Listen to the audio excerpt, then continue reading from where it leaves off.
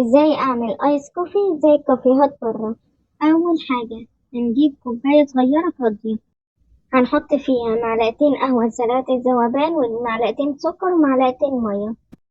في 3 طرق بقى نقدر نعمل بيهم احلى رغوة، اختاروا الطريقة اللي تريحكم. اول واحدة هنجيب معلقة معدنية العادية بتاعة الشاي ونقلب كويس جدا. تاني واحدة هنجيب المضرب اليدوي بتاع النسكافيه ونقلب بيه. تالت واحدة مضرب البيض اليدوي هنجيب دراع واحد بس ونقلب بيه. ودي الرغوة اللي هتبقى موجودة معانا في الشكل النهائي. في المرحلة التانية هنجيب كوباية طويلة فاضية، هنزينها بقى بصوص شوكولاتة على الجناب كده عشان يبقى شكلها حلو، وده اختياري.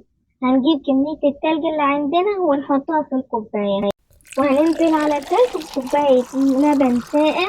هنسيب ربع كوباية من فوق فاضية للرغوة، وهنحط الرغوة على اللبن من فوق. وده الشكل النهائي لكوباية الآيس كوفي بتاعنا اللي هيعدل المزاج. للتزيين بقى هنحط صوص شوكولاتة من فوق، وهنرش عليها شوية قهوة كده بسيطة، وهتشرب بعد كده أحلى آيس كوفي ممكن تشربوه في حياتكم. وتفننوا بقى في التزيين بتاعكم، ونحط الشاليمو وبألف هنا وشفا.